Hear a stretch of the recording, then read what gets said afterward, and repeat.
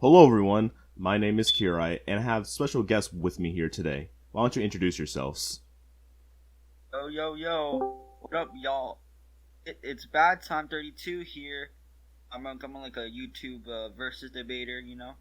I'm just here to have a good time, predicting this new death battle with the homies. Hope y'all have a great day so far. And then my other host that I have with me here today.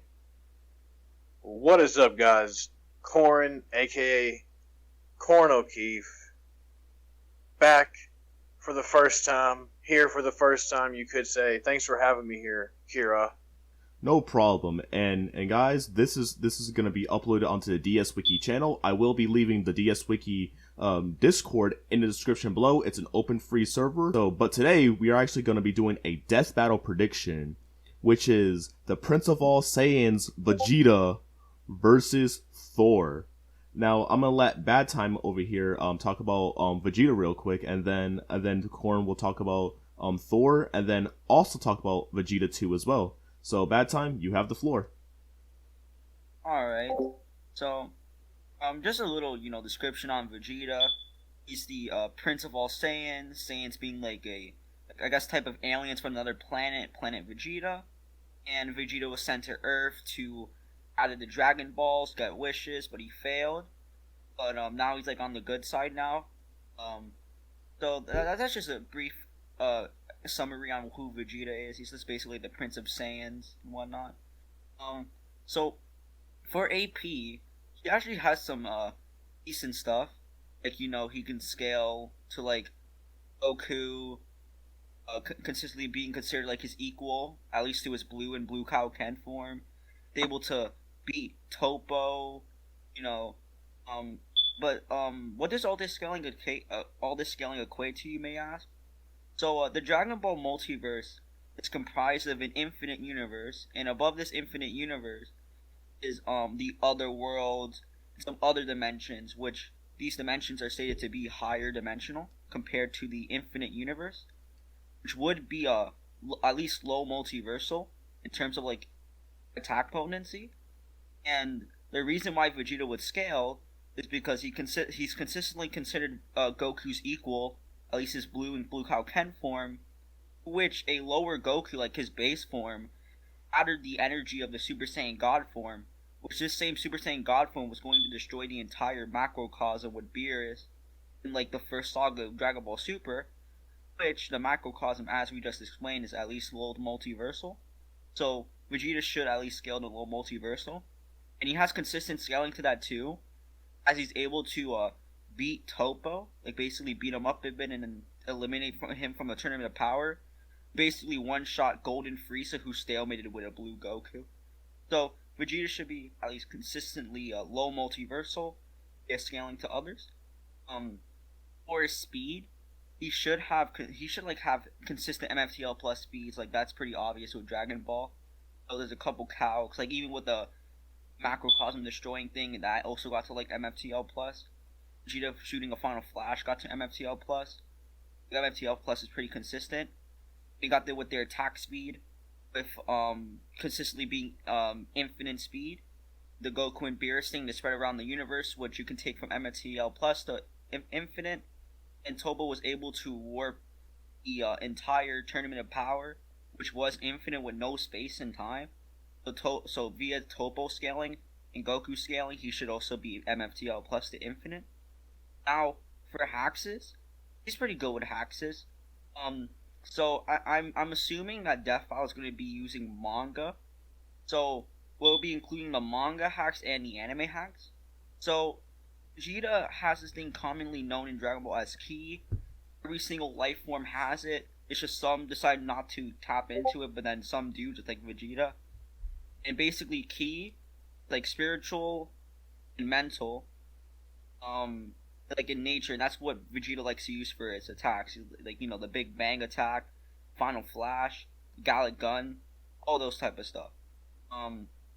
And he has this form in the manga called the Ultra Ego, which, as long as every time he gets attacked, he gets an amp.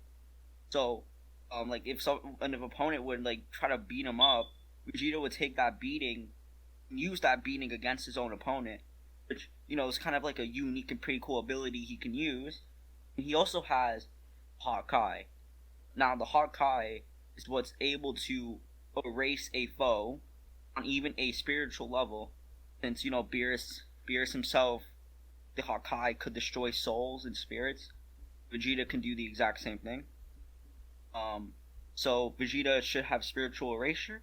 Now, he does have pretty good resistances. I think that's all for Haxes, but Korn, when he discusses Vegeta, can correct me wrong. Like, he has some pretty good resistances. He has a paralysis resistance via scaling to Goku, who broke out of Frieza's paralysis. He has mind control resistance because he could just break out of it. Bobby to try to mind control him, because Vegeta had his pride intact. He could just easily break out of that mind control, which was taken through his mind and in the manga stated to be his spirit as well. He's got that cool mind control resistance. He could also, just in case he gets put into a dimension, he can easily just, break that dimension.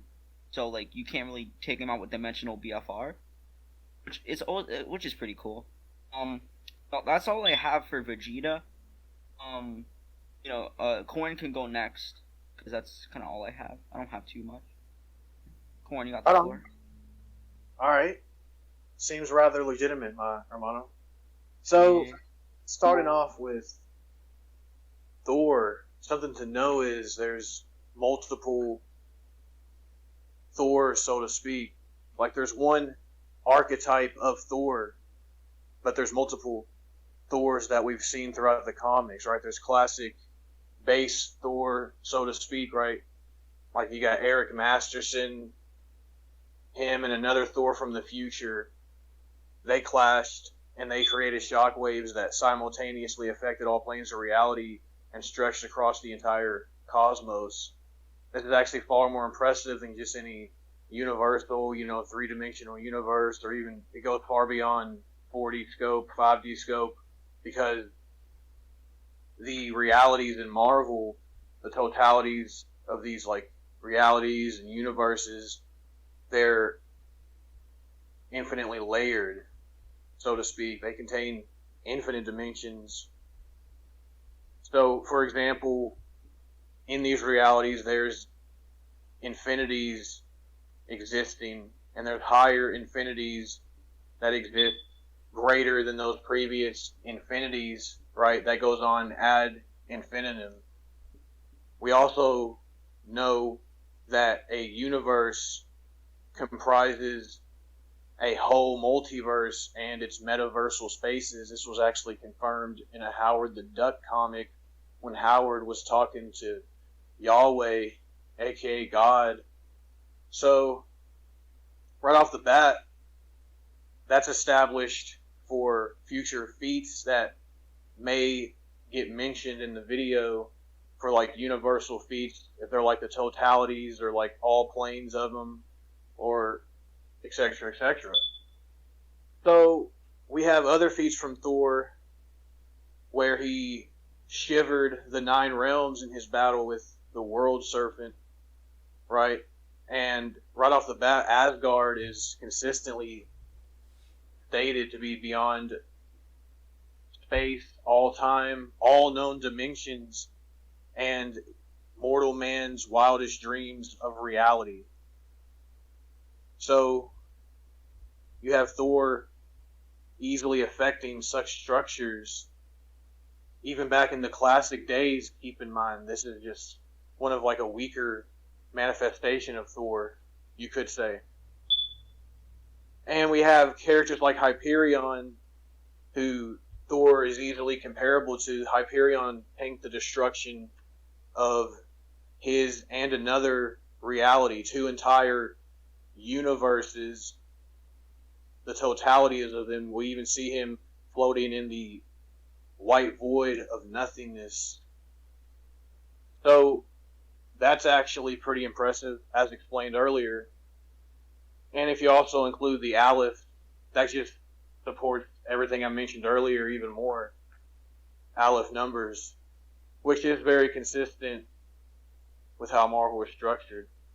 So, yeah, pretty impressive. And this is just, again, like weaker Thors and even lowballing some of the quote-unquote base Thors, so to speak. Because you can obviously argue outer-versal with certain feats as well, if not far higher. But besides that, let's talk about some more recent Thors that could be brought up, such as Cosmic King Thor. Cosmic King Thor is an absolute monster. Not only did he go up against and essentially absorb the entirety of the power from Galactus, a highly amped Galactus. What I mean by that is this Galactus was stated to be beyond everything he's had before. So this would at bare minimum include his Devourer self.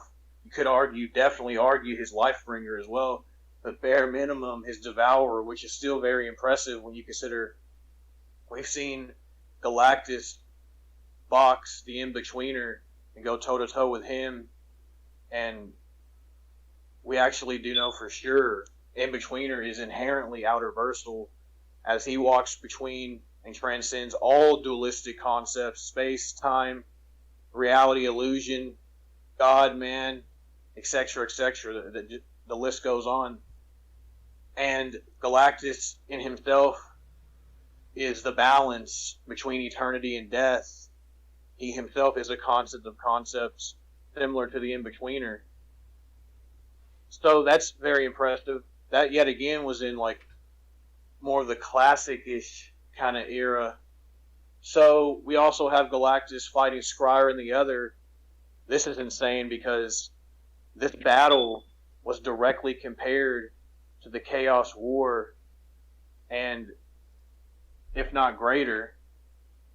That's actually insane because during the Chaos War, the Chaos King devoured nearly 100% of the entire multiverse, threatening all of eternity, the seventh iteration, who would actually slap the In-Betweener in his face, like eternity would rot him, who we've already established is just naturally outer-versal inherently. And he would just rod the In-Betweener. There's also realms in eternity that are outer-versal, such as the Crossroads of Infinity, the totality, you could argue, is outer-versal, as it's been shown that the meaning of time and distance are virtually meaningless there. It's been shown to be abstract, timeless on an occasion. Regardless, it's at bare minimum really high into high hyper. But what is definitely outer-versal is the macroverse, which is still below the seventh iteration of eternity. The macroverse is above multiversal physicality completely, and in it itself contains infinite layered hierarchies, which is insane. So that's just the tip of the iceberg, to be honest. But you get the gist so far. Now, moving on, not only did he do this to a much more powerful Galactus, he also contended and went up against the Black Winter, who devoured the sixth cosmos and was going to devour the eighth. He was a threat to the eighth as well. And Galactus is essentially his herald. So, I mean, Cosmic King Thor's taking on this dude. And the eighth cosmos is pretty impressive in itself when you consider the superflow. That in itself is conceptually beyond high 1B structures, beyond the concept of space and time completely. Yet again, another just blatant outer-versal realm. Like, aspects can use their full power in there without affecting lower space. And this is even like a low ball for the superflow, to be honest. And then we have the neutral zone, something else the eighth iteration encompasses, This contains even more primal aspects, predatory concepts, and has been shown to be completely outside and beyond of the superflow as a whole. Pretty freaking insane. So, right there, you could already argue high outer versal pretty freaking easily, to be honest, as the neutral zone is essentially it's beyond the superflow the same way that the superflow is beyond everything beneath it, essentially. So, that, and plus the other realms I mentioned, it's just absolutely insane. The in-betweener and eternity just above all of it. The 8th, 7th, all that stuff. And Cosmic King Thor just takes on dudes who can devour and threaten these high outer versal at bare minimum, right? Because I could definitely, as I mentioned, Lowball, you could definitely get these characters to boundless, these iterations. So, well, if you use VS, depending on which one you go with, tiering system wise. Obviously, I'm new here, right? I'm just featuring. I don't know which they use, but you could argue boundless. You could argue extraversal. It just really depends. Either way, you can get these iterations just even above high outer. But at bare minimum, you can get them to high outer regardless. So either way, and we've already established Cosmic King on his own solos the entirety of the Dragon Ball franchise. So moving on, he's also fought Null. Now Null, that's insane because Surfer around this time fought the Griever at the end of all things for a few good minutes, gave him a fight. This same Surfer did not want the smoke with Null. Now we know the Griever's beyond eternity. So yet again, more consistency, more good at bare minimum, high outer juiciness for the Cosmic King, you know what I'm saying? And he literally went up to Null and bashed him in the face and knocked his jaw out of socket, you know what I mean? So Null had to get his all black out and rod him in the back. And he said, I'm going to make you watch your world burn. The all black nullifies immortality. It's pretty freaking powerful overall.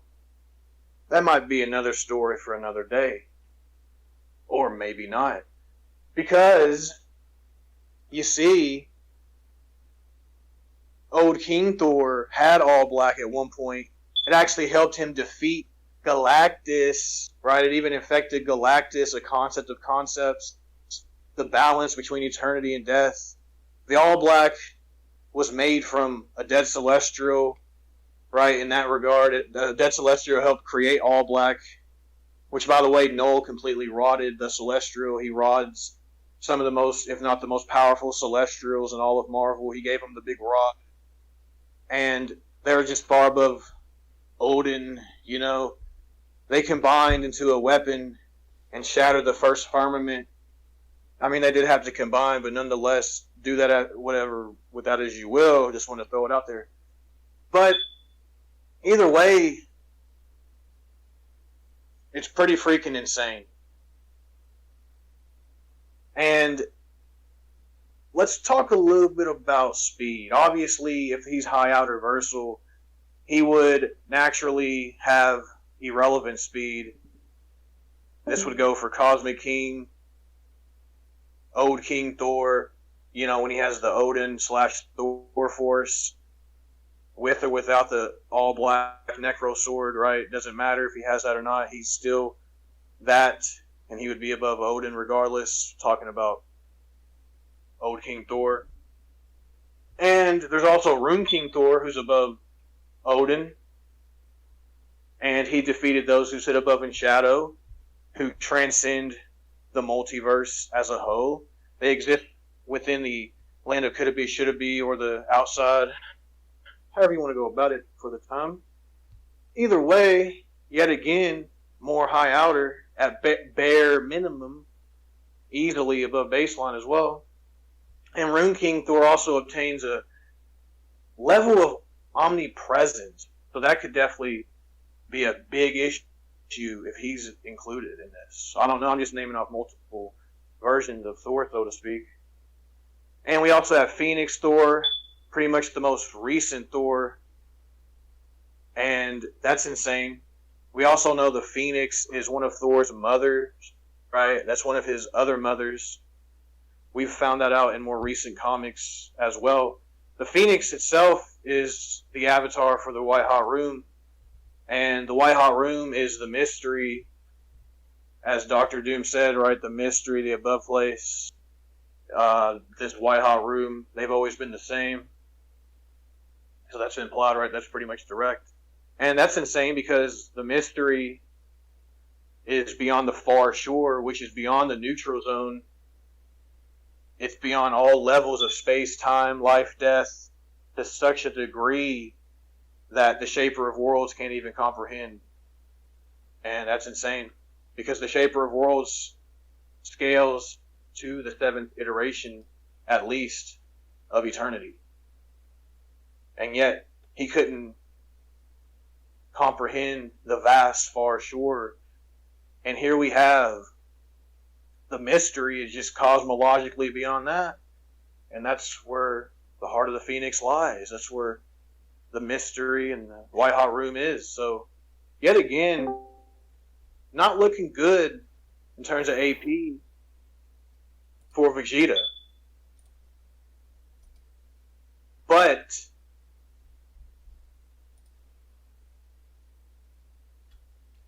if we look at hacks, well, Cosmic King Thor, as I mentioned, has power absorption on a massive scale, as he literally absorbed an amped Galactus and his power cosmic. He has the ability to redirect energy at a foe. Well, even like standard, like so to speak, base Thor can do that. He can redirect it 100-fold back at his opponent. So that's impressive. He has a lot of resistances as well. Can resist transmutation.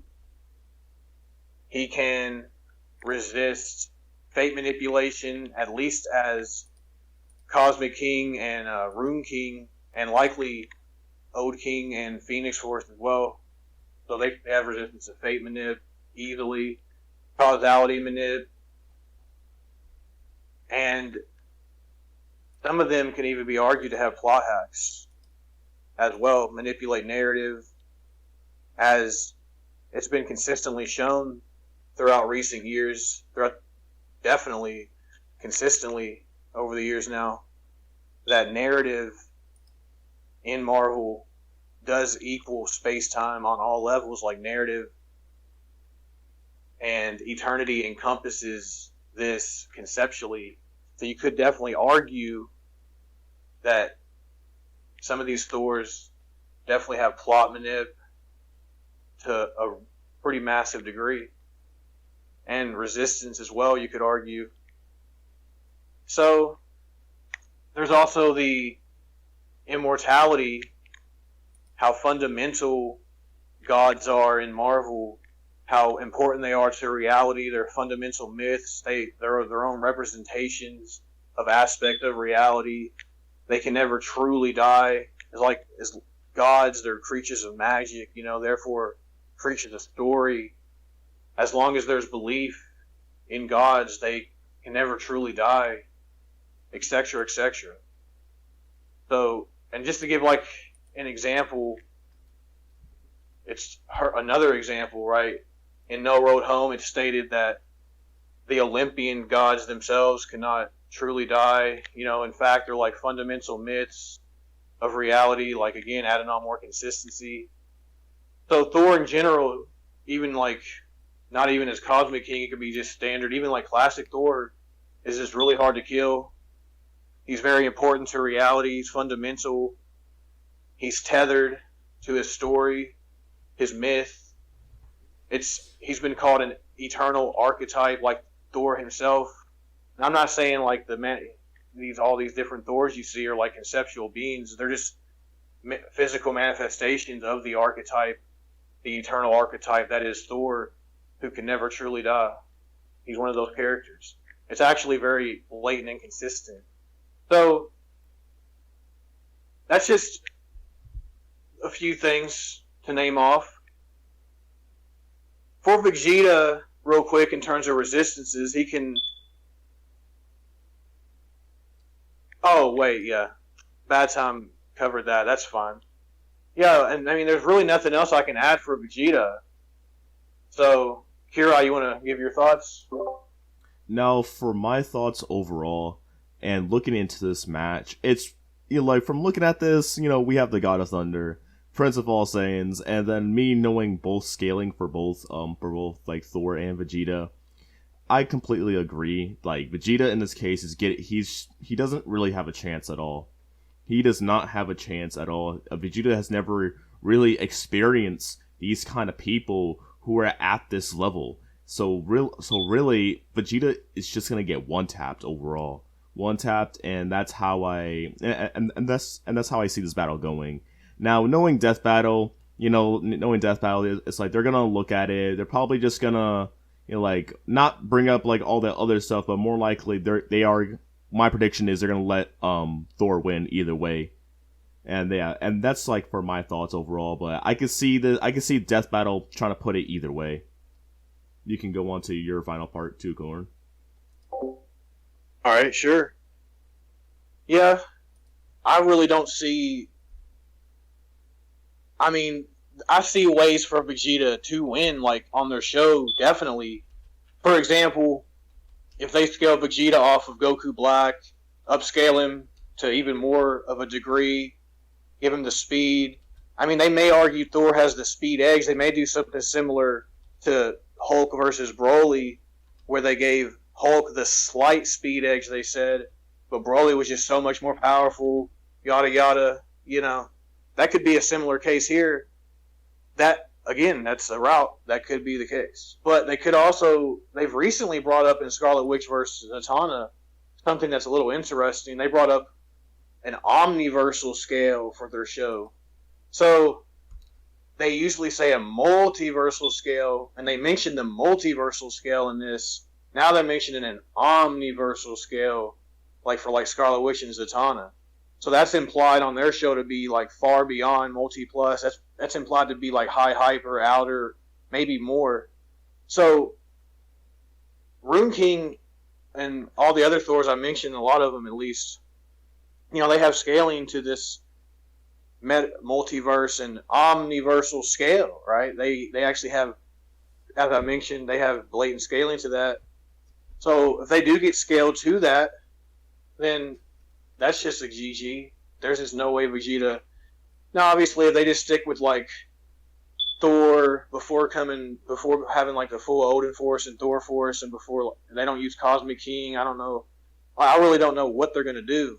But even if they use, like, just standard base before getting any extra stuff, so to speak, like a certain manifestation of Thor, I mean, again, high hyper, bare minimum multi-plus, so he's still dealing with infinite universes compared to a very large finite amount of numbers, so multipliers and stuff, and a few universes behind that. So, and then obviously you can get him to even out reversal, so, and just far faster, infinite speed.